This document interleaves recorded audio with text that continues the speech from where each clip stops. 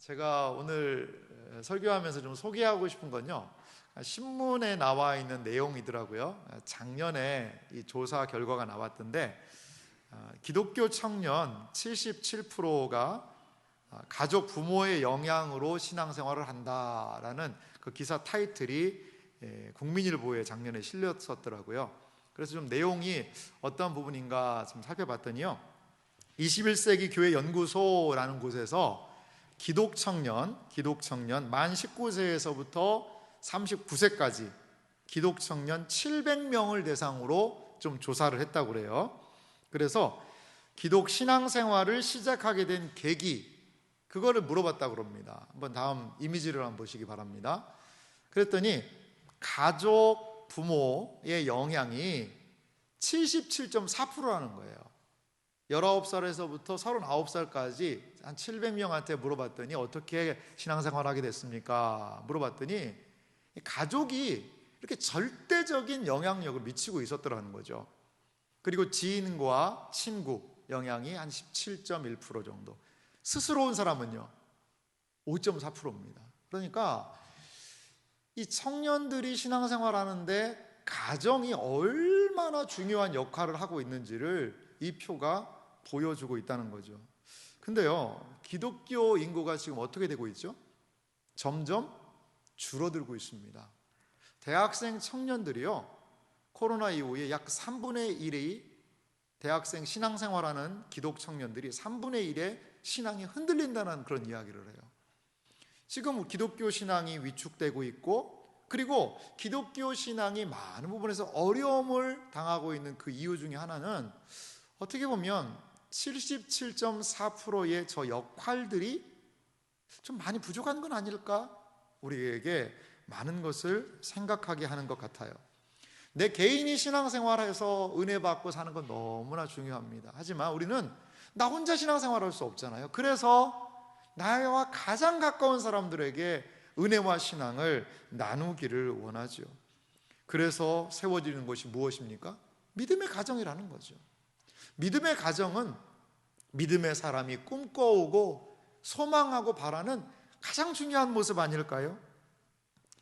믿음의 가정, 어떻게 우리는 이 믿음이 나 개인뿐 아니라 나의 가족에게, 나의 자녀들에게, 또한 믿지 않는 나의 부모님들에게 이 믿음의 영향력이 미칠 수 있을 것인가, 그것에 대해서 고민해야 한다라는 거죠.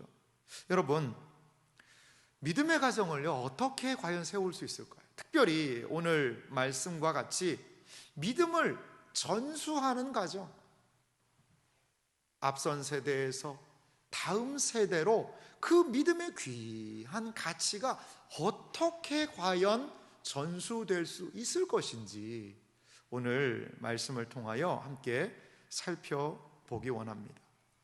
오늘 본문을 살펴보면서요, 사도 바울의 이 디모데에 대한 그러한 마음을 좀 볼 수가 있습니다. 우리가 읽었던 부분은 사도 바울 선생님이 믿음의 아들이라고 할 수 있고 또 믿음의 동역자라고 할 수 있습니다.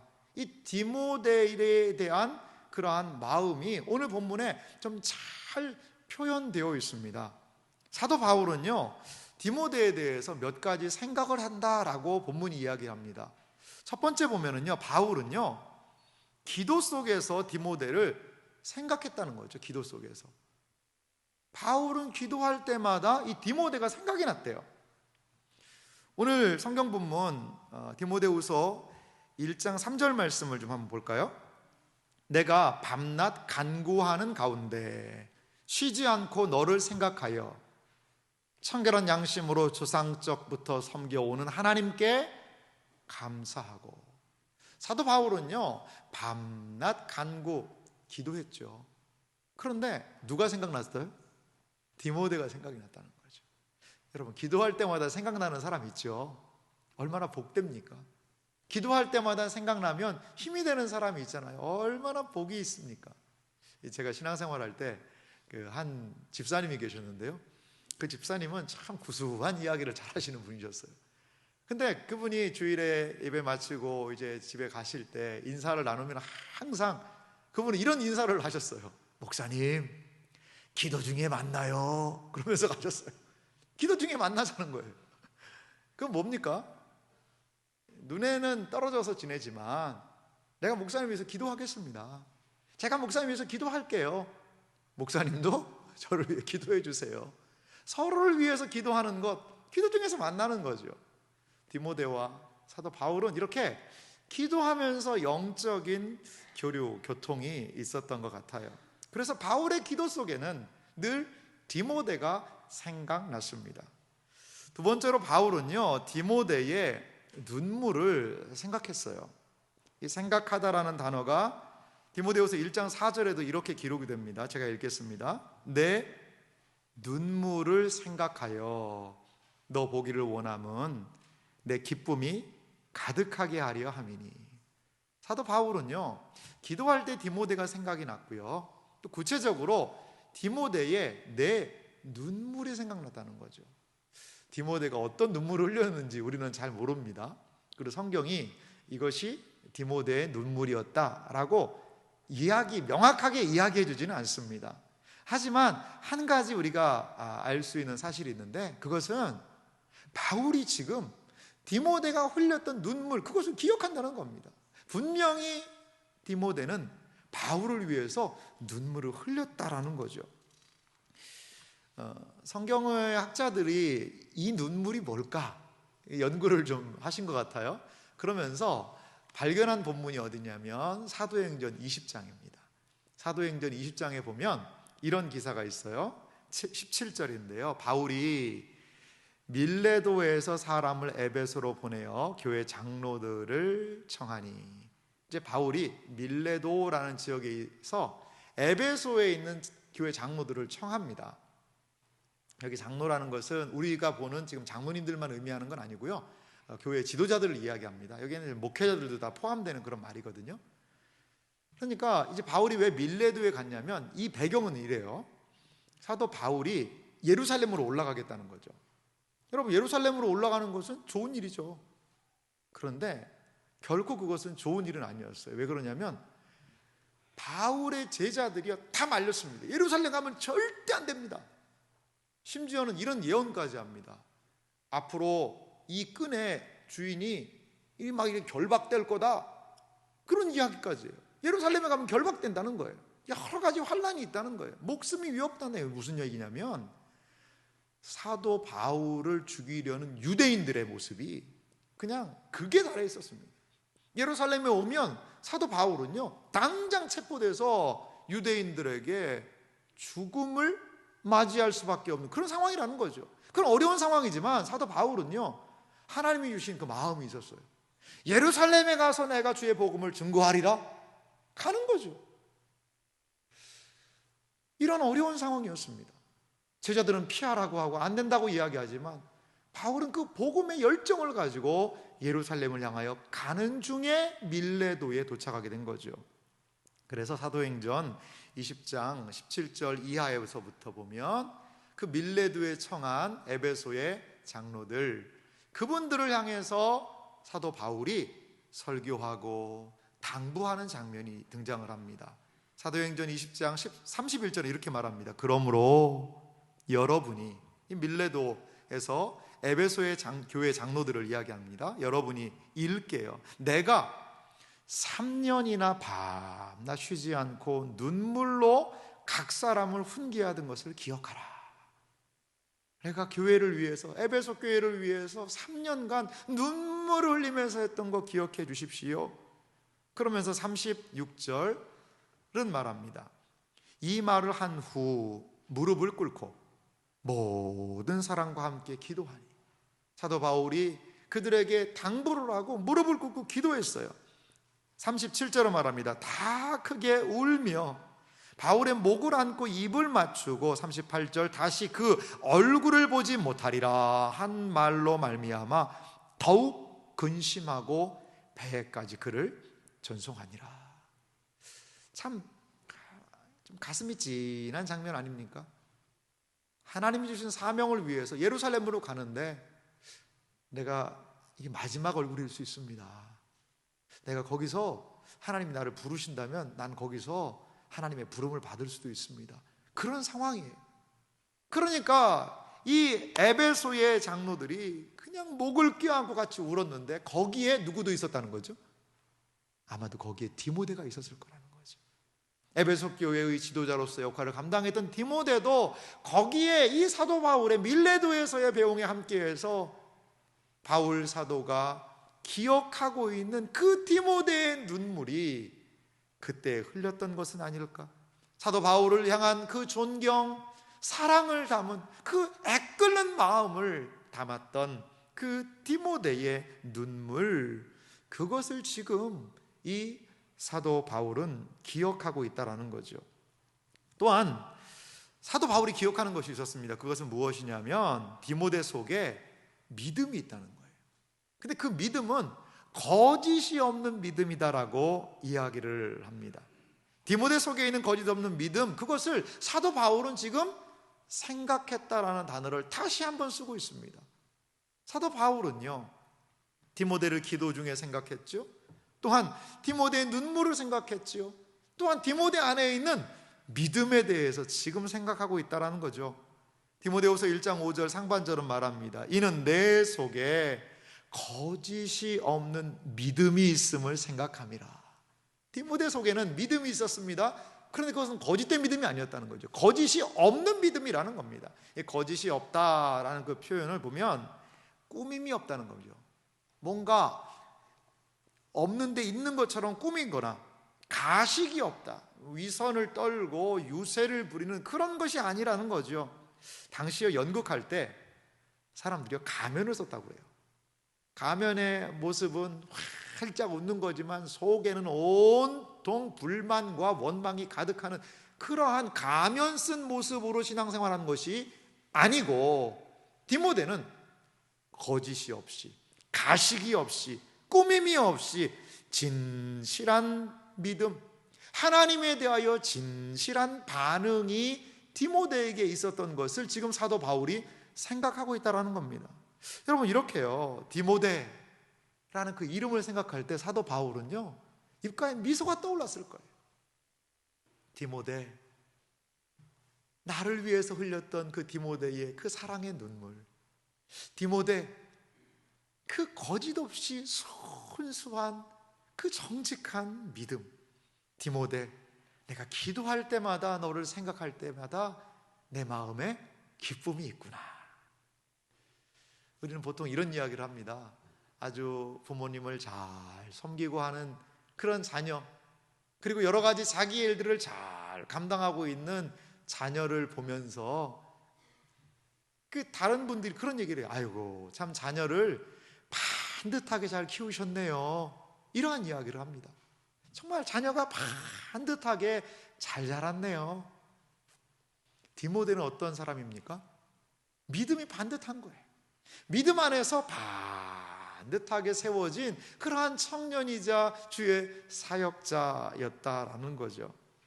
여러분, 디모데는 어떻게 이런 멋진 신앙을, 사도 바울이 생각할 때마다 기쁘고 즐거운 이런 아름다운 신앙을 소유할 수 있었을까요? 사도 바울은요, 아름다운 디모데의 신앙에 대해 말하면서 그의 가정 이야기를 하고 있습니다. 디모데가 가진 신앙은 어떻게 전수된 것인지, 어떻게 진실한 그리스도인으로 자라게 되었는지, 그것에 대하여서 우리가 좀 오늘 구체적으로 본문을 중심으로 살펴보기 원합니다. 디모데에게는 분명히 믿음이 전수되었습니다. 디모데 혼자만의 믿음이 아니라 그것이 그의 가정의 믿음이었다는 것을 오늘 성경이 이야기를 합니다. 믿음을 전수하는 가정에 있어서 우리가 생각할 부분이 있어요. 어떻게 우리가 가정에서 믿음을 전수할 수 있을 것인가? 그것은 먼저 믿음을 전수하려는 사람에게 하나님의 은혜가 있어야 된다는 겁니다. 가정에서요, 믿음을 내가 좀 전수해야 되겠다 라고 한다면요, 우선적으로 믿음을 전수하기 원하는 사람이 뭔가 있어야 되지 않겠어요? 믿음 생활 앞으로 하면 좋겠다 라고 생각은 하는데 내 안에 전수할 게 없으면요, 믿음 전수가 안 되는 겁니다. 신앙을 전수한다는 것은요, 막연하게 추상적인 그러한 이야기 아닙니다. 디모데에게는 분명히 믿음이 있었어요. 그런데 그 디모데에게 주어진 믿음은요, 어디에서 출처합니까? 오늘 디모데후서 1장 5절 말씀을 다시 한번 좀 살펴보면 이렇게 말하고 있습니다. 이는 내 속에 거짓이 없는 믿음이 있음을 생각함이라. 이 믿음은 먼저 내 외조모 로이스와 내 어머니 유니게 속에 있더니 내 속에도 있는 줄을 확신하노라. 디모데는요, 외할머니와 어머니를 통해 하나님을 알게 되었습니다. 여러분, 특별히요, 외할머니가 등장했습니다. 외할머니. 디모데의 외할머니 이름은요, 모든 믿음 생활하는 사람들이 다 알아요. 손자 하나 잘 키웠더니 성경에 이름까지 올라왔어요. 어머니만 이야기한 게 아니에요. 외할머니까지도 언급하면서 사도 바울이 그렇게 중요하게 디모데가 신앙생활하게 된 근본적인 이유를 이렇게 말하고 있다는 거죠. 어머니와 할머니의 믿음이 지금 디모데 속에 있는 겁니다. 그 할머니와 어머니 속에 있는 그 믿음이 디모데 안에 있다는 것을 우리는 알 수가 있습니다. 믿음을 전수하기 위해서는 먼저 우리 안에, 내 안에 전수할 믿음이 있는가, 그것에 대해서 우리는 살펴보아야 합니다. 사실 디모데는요, 정상적인 유대인 가정은 아니었어요. 디모데는 정상적인 유대인 가정이 아니었는데요, 디모데가 처음 등장한 게 사도행전 16장입니다. 그 부분에 보면 이 디모데에 대해서 이렇게 표현하고 있습니다. 사도행전 16장 1절인데요, 바울이 더베와 루스드라에도 이름에 거기 디모데라 하는 제자가 있으니 그 어머니는 믿는 유대 여자요, 아버지는 헬라인이라. 2절은 이어서 말합니다. 디모데는 루스드라와 이고니온에 있는 형제들에게 칭찬받는 자니.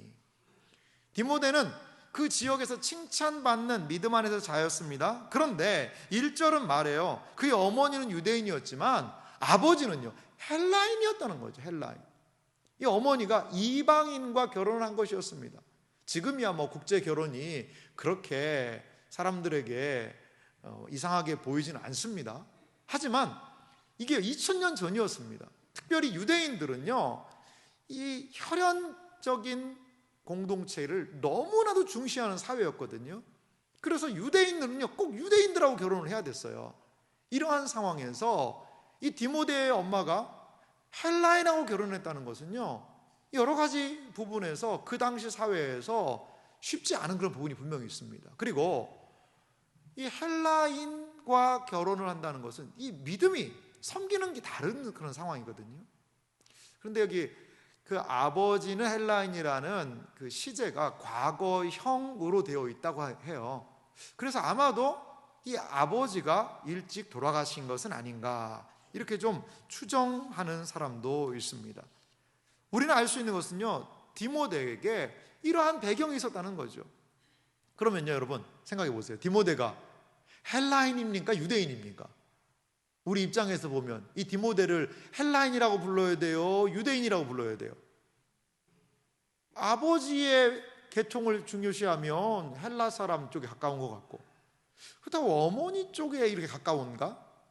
근데 성경은요, 디모데를 유대인으로 보고 있어요. 왜 유대인으로 보냐면, 유대인들은요, 엄마가 유대인이면 그 자녀를 유대인으로 인정했다는 거예요. 왜, 무엇인지 아세요? 어머니의 신앙 교육이 그만큼 중요하다는 겁니다. 그만큼. 그래서 사도행전 뒷부분에 보면, 16장 뒷부분에 보면 이 디모데에게 할례를 시행하는 그런 장면도 있습니다. 유대인으로서의, 유대인들을 향하여서 복음을 증거하는 그러한 사람으로 디모데를 세우는 장면도 우리가 볼 수 있다는 거죠. 여러분, 그렇습니다. 디모데는요, 그 믿음이 어디에 시작됐습니까? 성경이 이야기하고 있는 믿는 유대 여자라고 표현되어 있는 그 어머니 유니게와 외할머니 로이스를 통하여서 디모데는 신앙의 본을 받게 되었다는 거죠. 신앙을 전수하기 위해서는요, 누군가의 신앙이 전수되기 위해서는 누군가의 신앙을 본받는 일이 필요합니다. 우리는 누군가에게 영향을 미치고 사는 사람들 아닐까요? 앞에서 드러내놓고 이야기하지 않지만 우리의 행동은 누군가에게 지속적으로 영향을 미치고 있습니다. 참 저분을 보니까 저렇게 신앙생활을 하는 거구나, 저렇게 영혼들을 섬기는 거구나 라고 생각하는 사람도 있겠지요. 하지만요, 저렇게 살면 안 되는데, 아이고 아쉽네, 저렇게 신앙생활하면 안 되지 않을까, 이러한 안타까움을 자아내는 그러한 사람도 있지 않겠습니까? 우리의 행동에 대해서 누군가는 그렇게 생각할 거예요. 그런데요, 이런 생각을 가장 가까이 해야 사는 게 누굴까요? 그게 바로 가족입니다. 그게 바로 가족이에요. 가족은 우리의 모든 행동을 가장 가까이에서 보면서 그 모든 행동에 대하여서 말하지는 않지만 평가하고 있을 수 있다라는 거죠. 어릴 때 자녀는요, 부모의 말을 들으면서 배웁니다. 어릴 때 자녀는요, 부모의 말을 들으면서 부모가 이거 해라, 저거 해라, 그러면 그렇게 하면서 배워요. 하지만요, 장성하면서 부모의 말이 아니라 무엇을 보고 배웁니까? 부모의 뒷모습을 보고 배우는 겁니다. 절대로 말로 자녀들이 배우지 않아요. 부모의 행동과 모습이 자녀에게 분명히 영향을 미치게 된다는 거죠. 사랑하는 이 자리에 계신 부모 여러분, 우리는 자녀의 신앙생활을 위한 디딤돌입니까? 자녀들이 우리의 부모의 신앙생활을 보면서 나도 저렇게 신앙생활해야 되겠다 생각하는 신앙의 디딤돌이 되고 있습니까? 아니면 오히려 부모가 믿는 신앙생활하는 부모의 그런 모습을 보면서 나는 절대로 저런 신앙을 가지면 안 되겠다라고 생각하지는 않을까요? 그것은 자녀 신앙의 걸림돌의 존재는 아닐까요?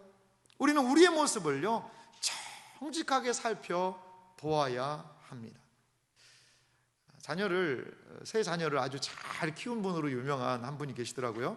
아들은 유명한 또 가수이기도 하고요. 이름 되면 누군지 아실 거예요. 그 어머니가 그 자녀 세 아들을 아주 명문대에 보냈는데 그분의 자녀 교육이 참 독특하더라고요. 이 자녀들을 키우면서 이 엄마도 자기도 공부를 한 거예요. 거실에다가 큰 책상을 두고 엄마가 이제 학교에 가서 공부를 해야 되니까 같이 공부를 했는데 아들 셋이 공부하는 엄마의 모습을 보고 다 공부를 같이 했다는 거죠. 사실 세 아들이요, 다 서울대 갔습니다. 서울대. 근데 막내 아들 고3 때 이 엄마가요, 외국으로 1년간 연수 갔다 왔대요. 그러니까 알아서 고3 때 공부한 거예요. 근데 엄마가 이 공부하고 책을 읽고 하는 모습을 보니까 아이들도 자연스럽게 그렇게 하더라는 거죠. 누군가를 바라보면서 내가 사랑하는 사람의 따라하기 원하는 것이 우리 자녀들의 모습 아니겠습니까? 우리의 신앙의 모습은 어떻습니까? 나도 아빠처럼, 엄마처럼, 할아버지처럼, 할머니처럼 저렇게 신앙생활 해야지. 우리 자녀들의 믿음의 세대에 신앙을 위한 디딤돌이 될 수 있는 우리 모두가 되기를 간절히 소망합니다. 믿음을 전수한다는 것, 그 가정의 두 번째 모습을 보면 좀 적극적으로 하나님의 말씀을 가르치는 것이 필요하다는 거죠. 디모데의 외할머니 로이스, 그리고 어머니 유니게, 이분들이 어떻게 그러면 디모데를 양육했을까? 그것을 좀 살펴보기 원하는데요, 성경이 그걸 잘 이야기해 주지 않습니다. 어떠한 방식으로, 무엇으로 정말 우리는 관심이 있지 않습니까? 그렇게 반듯하게 디모데를 양육했는데 그럼 어떻게 그걸 했습니까? 라고 이분들에게 묻고 싶어요. 로이스와 유니게를 좀 강사로 데려다가 어떻게 그렇게 디모데를 사도 바울 선생님이 인정할 정도로 양육했습니까? 라고 묻고 싶어요, 여러분. 근데요, 이분들이 지금 안 계세요. 그게 참 안타깝습니다. 한 가지 단서가 있어요. 디모데후서에 보니까 3장에 이런 부분이 발견이 됩니다. 3장 15절인데요. 디모데후서 3장 15절은 우리 함께 같이 읽어보도록 하겠습니다. 함께 읽습니다. 또 어려서부터 성경을 알았나니 성경은 능히 너로 하여금 그리스도 예수 안에 있는 믿음으로 말미암아 구원에 이르는 지혜가 있게 하느니라. 아멘. 사도 바울은 디모데에게 이야기를 하면서 이렇게 얘기합니다. 또 어려서부터 성경을 알았나니. 디모데가 어려서 성경을 알 수 있었던 것은 누구 때문일까요? 바로 할머니와 어머니 때문이었을 것입니다. 어린 디모데에게 이 할머니가요, 성경을 읽어주고 성경 이야기를 해주고, 또 엄마가요, 성경을 읽어주고 성경 이야기를 해주고 신앙에 대한 이야기를 해줬다라는 거예요. 사도 바울은 디모데의 신앙에 대해서 이야기할 때, 네가 어려서부터 성경을 알았나니 이 성경은 능히 너로 하여금 예수 그리스도 안에 있는 믿음으로 말미암아 어떤 지혜요? 구원에 이르는 지혜가 있게 하느니라. 하나님의 말씀을 어려서부터 알려줬다는 겁니다. 우리는 자녀들에 대한 관심, 어떤 관심이 있으십니까? 우리 아이가 공부 좀 잘했으면 좋겠다, 우리 아이가 건강했으면 좋겠다, 야 이것도 먹어라 저것도 먹어라, 이게 얼마나 좋은 건지 아냐. 어떤 할머니가 그 손자를 놓고 아이가 밥을 안 먹으니까 이런 거, 야 이거 먹어라, 이게 얼마나 비싼 건 줄 아냐, 야 이것도 먹어라, 이거 진짜 비싼 거야. 그랬더니 손자가 하는 말이 그러더래요. 비싸면 할머니 많이 드세요 그러더래요. 힘들어요. 정말 힘들어요. 우리는 먹이려고 신경 많이 씁니다. 그리고 공부, 숙제했니? 여러분, 숙제했니라는 걸 얼마나 많이 입에서 할까요? 이거 했니? 이거 해야 되는데. 그런데 이런 말 하신 적 있습니까? 성경 읽었니? 너 기도했니? 성경 읽었니? 기도했니? 그것에 대해서 물어본 적이 언제입니까? 우리의 자녀들이 과연 성경을 잘 읽고 있는지, 과연 기도를 하고 있는지, 그거에 대하여서 우리는 얼마나 관심을 보이고 있을까요? 신명기 4장 10절은 이렇게 말씀하고 있습니다. 이 말씀은 하나님께서 모세를 통하여 이스라엘 공동체에게 하셨던 말씀인데요, 내가는 이스라엘 공동체입니다. 모세가 말합니다. 내가, 이스라엘 공동체가 호렙 산에서, 시내 산이죠, 내 하나님 여호와 앞에 섰던 날에 여호와께서 내게, 모세에게 이르시기를, 나에게 백성을 모으라. 내가, 하나님께서 그들에게 내 말을, 하나님의 말씀을 들려주어 그들이, 이스라엘 공동체가 세상에 사는 날 동안 나를 경외함을 배우게 하며, 하나님께서는 하나님의 말씀을 들려주어서 그들이 세상 사는 동안에 하나님을 경외하는 것을 배우게 하기를 원하셨어요. 그리고 또한 이들이 하나님의 말씀을 깨닫고 알고 그 자녀에게 가르치게 하리라 하시며, 하나님께서 우리에게 복음을 깨닫게 하시고 하나님의 말씀을 알게 하신 이후에 그것을 통하여서 어떻게 하라는 겁니까? 자녀에게 가르치라라는 것입니다. 여러분, 성경은 자녀에게 신앙을 가르치는 가장 중요한 제1의 원동력을 누구라고 이야기하는지 아세요?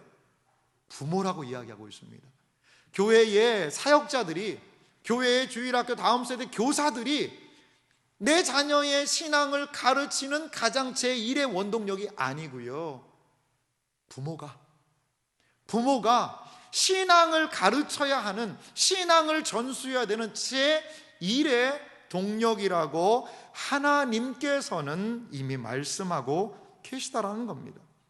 부모가 영적으로 바로 서지 못했을 때 가정에서 자녀를 신앙으로 양육하기는 힘들어지지 않겠습니까? 사랑하는 성도 여러분, 신앙은 분명히 우리의 자녀들에게 전수되어야 합니다.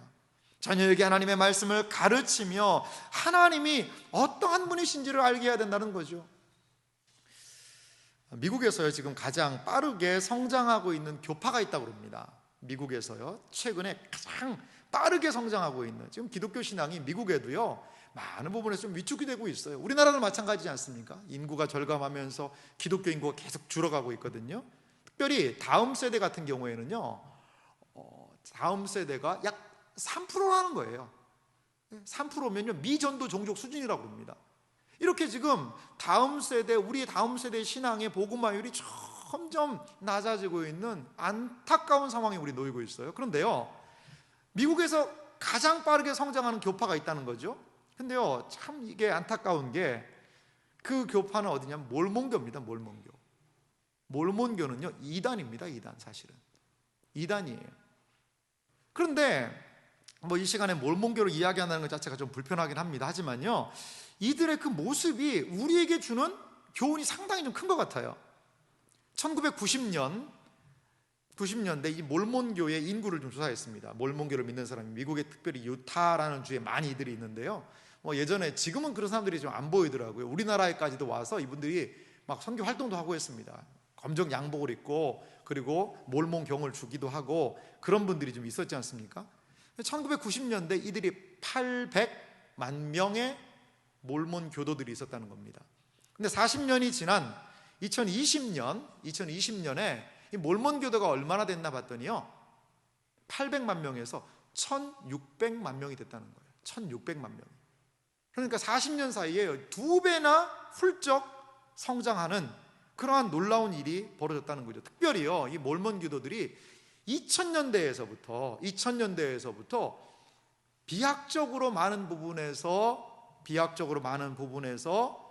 믿는 사람들이 늘어나고 있다는 겁니다. 그래서 그 이유가 뭘까? 퓨 리서치라는 곳에서 이 몰몬 교도들이 왜 이렇게 늘어나느냐, 그 이유를 좀 살펴봤다고 그래요. 그러니까 몇 가지 특징이 좀 보이던데요, 몰몬교의 가장 이 두드러진 특징이 보니까 이 사람들이 가정을 중요시 여기는 거예요. 그리고 몰몬교는요, 주일학교가 따로 없대요. 그리고 그냥 같이 어른들하고 예배 드리는 거예요. 그런데 그러면서 부모와 청소년의 신앙의 유사성들이 매우 높게 나타났다는 거죠. 부모와 자녀들이 밀접한 관계를 유지하고 있었더라는 겁니다. 이 몰몬 교도들이 말이죠. 그래서 이들은 자녀에게 자연스럽게 신앙을 전수할 수 있게 되었다는 거죠. 여러분, 이것이 우리에게 많은 것을 시사하고 있지 않습니까? 자녀가 언젠가는 아마 믿음에 돌아올 거다, 이러한 말로 자녀에게 적극적인 신앙 교육을 하는 것을 여러분 미루면 안 됩니다.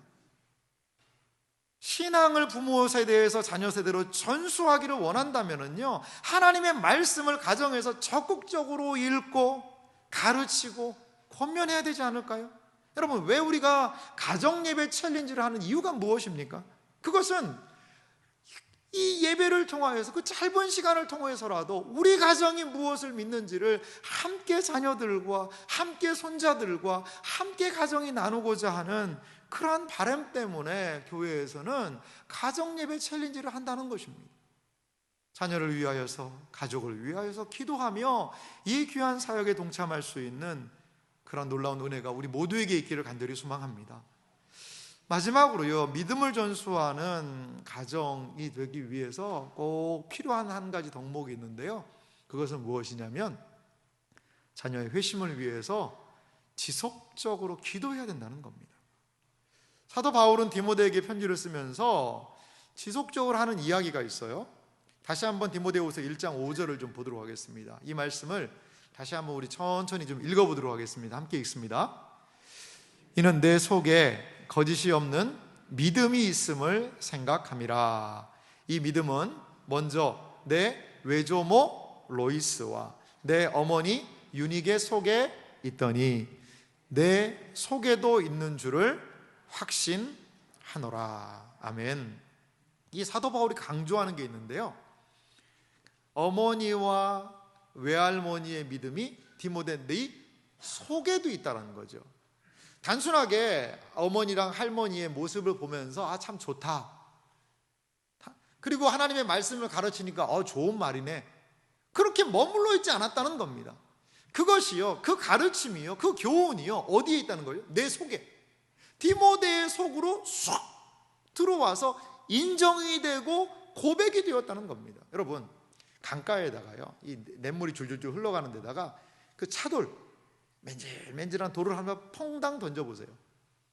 그리고 한 10분 뒤에 그 돌을 다시 건져보세요. 어떻게 되어 있을까요? 이 돌이 겉이 축축하게 젖어 있죠. 왜? 물에 들어갔었으니까. 근데 그 돌을요, 망치로 한번 탕 하고 깨트려 보세요. 그럼 그 돌 속은 어떻게 되어 있을까요? 쫙 갈라진 돌 속을 보면 어떻게 되어 있을까요? 돌이? 물이 한 방울도 거기는 없습니다. 바짝 말라 있거든요. 그 차돌이 강 속에 들어있다고 해서 냇물 속에 들어있다고 해서 그 돌 속까지 물이 스며드는 것은 아니라는 거죠. 여러분, 단순히 우리 자녀가 주일학교 잘 나가고 있어, 그러면 되는 거지. 거기서 신앙생활 하면 되는 거지. 여러분, 그렇지 않을 수 있다는 거죠. 기독교적인 분위기에 있다고 그래서 우리 자녀가 정말 하나님을 믿고 따르고 섬기는지는 우리 부모들이, 우리 할아버지 할머니들이 확인해 봐야 되는 것입니다. 그래서 과연 내 자녀 속에, 내 손자와 손녀의 속에 주님에 대한 진실한 고백이 있는지, 그 속에 믿음이 있는지, 결코 바람이 불고 세파가 와도 흔들리지 않는 그 믿음이 이 속에 있는지를 확인해 보아야 한다는 겁니다. 2021년 작년이죠. 목회 데이터 연구소라는 곳에서 코로나 이후 청년들의 신앙에 대한 인식 조사를 했다고 그래요. 그런데 이 조사 데이터에 보니까요, 청년들의 이 47%가, 잘 보십시오, 청년들의 47%가 앞으로 10년 동안 교회를 더 이상 나가지 않을 수도 있다라고 얘기를 했다고 그래요. 지금은 부모에 이끌려 억지로 교회에 나왔지만 자신이 성인이 된 이후로 교회에 나갈 일이 없을 수도 있다라는 거죠. 뭡니까? 지금은 억지로 와 있는 거예요. 왜? 교회 안 가면 부모가 용돈을 끊어버리니까, 교회 안 가면 밥 안 주니까, 교회 안 가면 엄마한테 혼나니까 억지로 끌려와 있어요. 그런데 부모로부터 독립을 하면 나는 교회를 떠날 수도 있다는 생각을 가진 사람이 한 47%나 된다는 충격적인 이야기가 있습니다. 그냥 앉아있다고, 말씀 듣는다고 다가 아니라 그 속에 과연 하나님에 대한 고백이 있는지, 그것을 우리는 기억해야 된다는 것입니다. 이것을 무엇이라고 이야기하냐면 회심이라고 이야기합니다. 우리 다음 세대가 목표로 거는 것이 있습니다. 우리 새한교회 다음 세대는 자녀들의 회심을 위한 사역에 힘쓰고 있습니다. 그냥 앵무새처럼 따라하는 것이 아니라 우리의 자녀의 마음속에 주님에 대한 진실한 고백, 회심이 일어나기를 위하여 기도하고 있습니다. 또 하나의 중요한 사역, 그 회심이 지속되는 사역을 위하여 우리 다음 세대가 지금 힘쓰고 있다는 것이지요. 사랑하는 성도 여러분, 자녀들의 회심을 위해 기도해야 합니다. 그냥 신앙에 머물러 있다는 것만이 아니라 그 속에, 그 깊숙한 내면 속에 주님에 대한 바른 신앙 고백이 있는 우리 자녀들이 되기를 간절히 소망합니다. 그래서 세상에 세파가 몰려오고 어려움이 와도 결코 이 믿음을 흔들 수 없는 그러한 자녀들이 될 수 있도록 도와달라고 우리 모두는, 우리 공동체는 자녀들의 회심을 위하여서 지속적으로 기도해야 할 줄 믿습니다. 제가 섬기던 교회에 거기 기도원에 가서 사역하던 때가 있었어요. 그래서 주중에 한 번씩 성도님들과 가서 기도원에 가서 기도하는데, 기도원에 가서 함께 말씀 나누고 기도하고 잠시 쉬는 시간에 있는데 한 나이 많이 든 권사님이 저를 붙잡더니 펑펑 우시는 거예요. 왜 권사님 왜 그러세요? 그랬더니 목사님 어떻게 하면 좋습니까? 왜 무슨 일이세요? 그랬더니 우리 애들 어떡합니까? 우리 애들이 지금 신앙생활을 안 한다는 거예요. 안 한다는 거예요. 이제 나는 하나님이 불러서 하나님께로 갈 날이 다가오고 있는데 이 내 자녀가 이 믿음에서 신앙생활을 안 하고 있으니 어떻게 하면 좋습니까? 라고 그 나이 드신 권사님이 눈물을 줄줄줄 흘리더라고요. 그 자녀분들은 그러면 뭐 유초등부, 대학생, 지금 50대더라고요. 50대더라고요.